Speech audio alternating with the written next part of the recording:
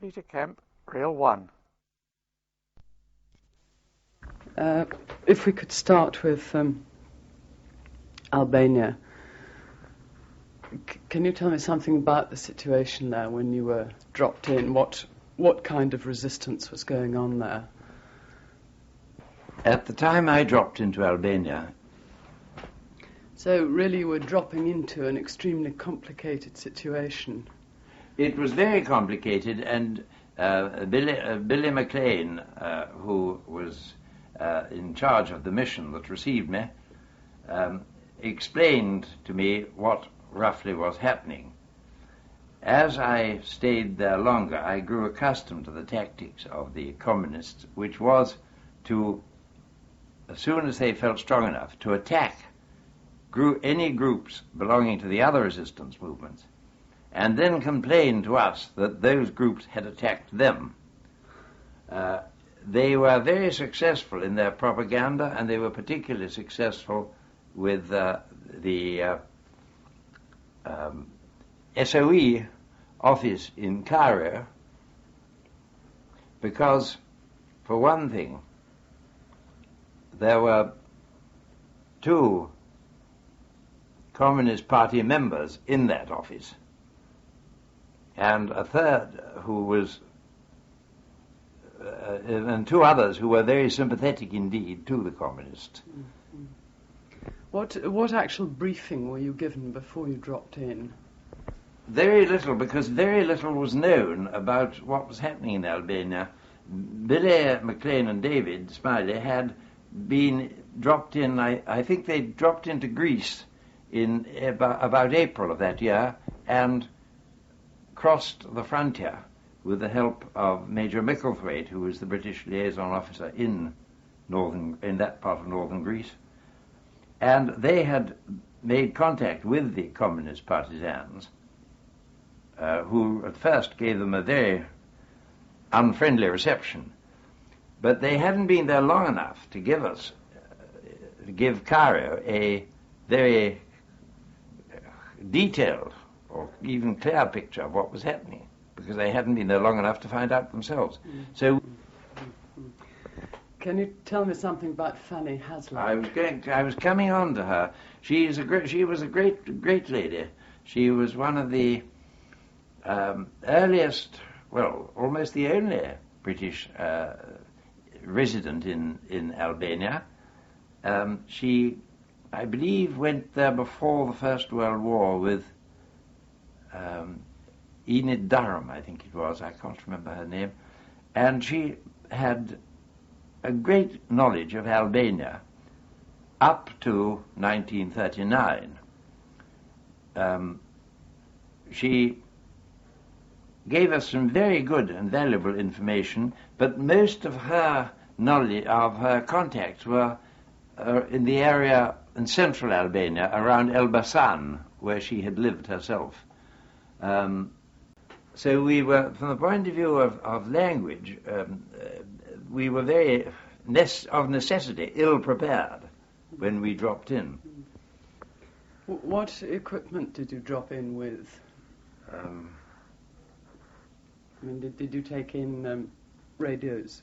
Or there were presumably radios already there. Yes, and they were dropped. I can't remember exactly, but I'm fairly certain that in the group I dropped with, there was a radio set, and there was certainly McLean and Smiley had a radio, and from time to time they would drop us radios, but they were very cumbersome machines, and the batteries had to be recharged constantly with a very cumbersome and heavy generator. And if there was a serious attack by the enemy, it was very difficult indeed to get the radios away. It wasn't so bad with the Italians, because they behaved in a much more gentlemanly fashion. They would bomb us and shell us for a day or two beforehand, giving us plenty of time to get all the heavy stuff away. The Germans were no gentlemen. They would turn up with about a company strong with some machine guns and mortars in the early hours of the morning with no warning, and you were very lucky if you got yourself out. You couldn't hope to get any of the equipment. Did you drop in before or after the Italian armistice? Before. Before, Presumably. yes, before. Not very long before, but it was before. And then the situation changed a great deal, presumably, once that had happened. Well, what happened was the Germans immediately, almost overnight, took over, sent in troops to garrison the points that the Italians had previously held. And they arrested a large number of Italian officers. I don't know what happened to them. But they became the effective occupying power in Albania. Can you describe the size of Maclean and Smiley's mission? How many? Oh, it was a very small mission. I can't honestly remember the numbers, but I would think that the British officers and other ranks would number about half dozen. And may I just modify that? There were, many of us, or no, not many, several of us dropped into Maclean and Smiley, stayed there a short while, and then went off to other parts of the country. Billy and David stayed together all the time, and I think there was a very splendid young sapper officer called Gary Duffy, who stayed with them too. But and of course there were various NCOs who were experts in demolition or explosives.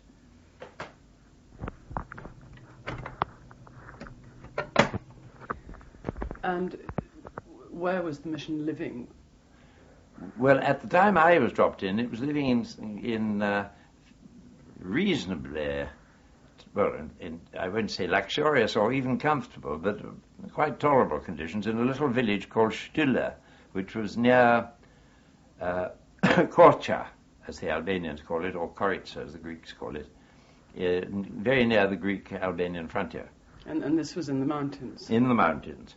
And then after I'd been there a week or 10 days, the Italians mounted an attack and drove us out of Stülle. And after that we were wandering round for a bit, and I went north towards Tirana, and Billy and David, I think, stayed in the area between Lake Ohrid and the Greek frontier. So you were travelling around a lot of the time? Oh, most of the time, yes, most of the time. Not to say on foot, of course, or with mules. And actually on the run? Some of the time on the run. Well, in effect, I suppose we were always on the run because the Germans were always looking for us. Sometimes we were running rather harder than other times. How did you... did you have to try and disguise yourself as an Albanian? No, only on 2 occasions. Our instructions were to stay in uniform, partly. I don't think it would have protected us much if we'd been caught, because Hitler, I think, had given the order to shoot all parachutists. But it was supposed to raise the morale of the locals. Because you gave a wonderful description in your book of how you had sort of disguised yourself one day. Yes, I had to do that because I had...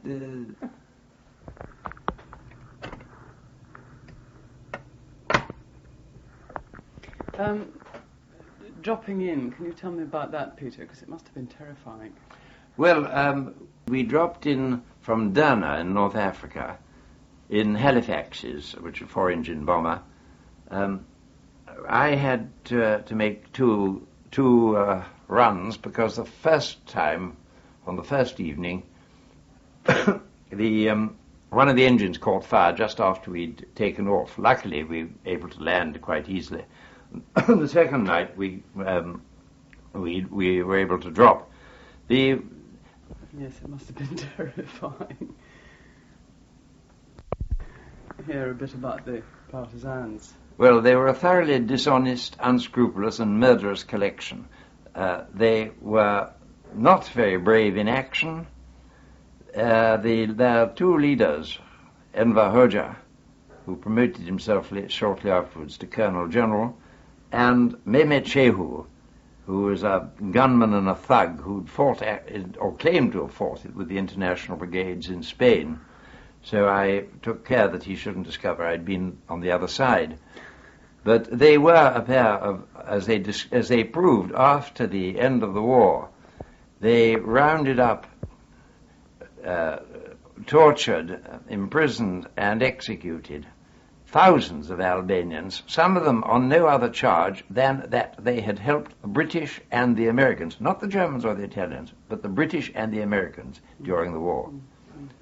They were thoroughly dishonest. You could never believe a word they said, and of course they took their orders from the Kremlin via, in those days, via Tito, because Tito at that time, so I understand, exercised a great deal of control over the partisan movement in Albania. But in fact, you had to spend a lot of time, presumably, talking and negotiating. Yeah, well, poor Billy did. We did have to attend meetings when they asked us to. David Smiley would always sit there showing his disgust and disapproval. But Billy had to really bore the brunt of those interminable discussions, which never really got anywhere because they were usually an excuse for the partisans to complain that we'd been helping some other resistance group. It was really mostly an excuse for the partisans to vent their hostility against the West on us. What about some of the people you liked and admired there? Well, one of the best of the partisans I ever met was a fairly senior officer of theirs called Mustafa Ginishi. And he came, I think, from East Central Albania, from Dibra. He was a very good man and an honest man, and with the result, of course, that the partisans themselves murdered him. They ambushed him and they pretended it was the Germans, but in fact there was never any doubt that it was the Albanian partisans on orders from Enver Hoxha and Memicehu. Somebody described British liaison officers as unofficial ambassadors because, I mean, you had radio contact, but presumably it was very limited contact. You must have had to decide a lot of things. Well, it was limited contact because the sets in those days were not very reliable. Weather conditions were unpredictable. The mountains or the mountainous terrain made it very difficult to get good reception. So we did have to make almost every day-to-day decision. Obviously, we had to make, but long-term ones too. Following, as best we could, the guidelines sent us from Cairo. Were these adequate or not? They couldn't be, because in Cairo they had no idea of the situation in the field in Albania. When you went to Kosovo, yes, I'd love to hear about that, because you were trying to help the irredentists. Kosovo has always been disputed territory. It still is. The population is, or was at that time, about 80% Albanian, but it has a very important place in Serbian history. In fact, it is almost sacred to Serbs because of its association with the ancient Kingdom of Serbia, which was destroyed by the Turks in 1389, the Battle of Kosovo, and a battle which ended Serbian independence for hundreds of years. Therefore, there was no question of the Serbs or Yugoslavs agreeing to the incorporation of Kosovo into Albania, nor any chance of any patriotic Albanian being content with Kosovo forming part of Yugoslavia. When the Axis powers invaded the Balkans in 1941, they redrew the boundary between Yugoslavia and Albania to give a substantial part of Kosovo to Albania. This was never accepted by the Allies, who made it clear at the time that it would not be accepted, and of course it was not accepted by the Yugoslavs. Now, yes, you were talking about irredentists. Yes, yes, my work there was with Albanians living in the Yugoslav part of Kosovo, around chiefly in the area, if you have a map, Prizren, Peć, Jakovica, which were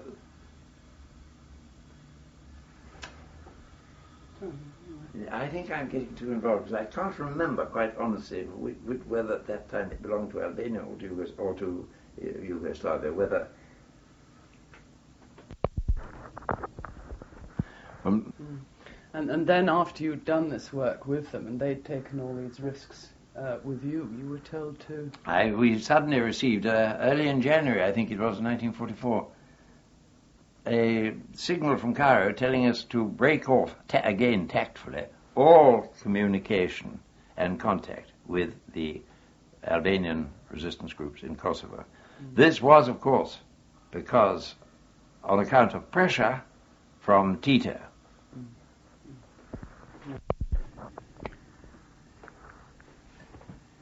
I think one thing that came out of your book, and particularly where Kosovo was concerned, was that we tend to make the assumption that everybody wanted to fight the Germans. Well, they didn't, did they? That's perfectly true. They took, from their point of view, the very reasonable attitude that the Germans were bound to leave anyway because they were obviously losing the war. They weren't, in fact, giving the Albanian population in the country a bad time unless, and this is the important bit, unless they were themselves attacked. If they thought, or had reason to think that the Albanians in the villages in the mountains had organized or collaborated with an attack, say, on a convoy or an ambush or any hostile act against the Germans, then they would take very severe reprisals indeed, burning villages and murdering the inhabitants, and with the bestiality for which they were only too well known in the war. So the Albanian attitude was, why should we risk these things when the end result is going to be the same, because the Germans are going to have to get out. Later on it got worse, particularly in the northern areas, where they're very anti-communist, because they said, why should we risk our lives fighting the Germans in order to give the communists, who will be much worse than the Germans, control over our country and ourselves? Absolutely. And it must have been hard for you, because you were, in fact, provoking these reprisals. It was. Splendid.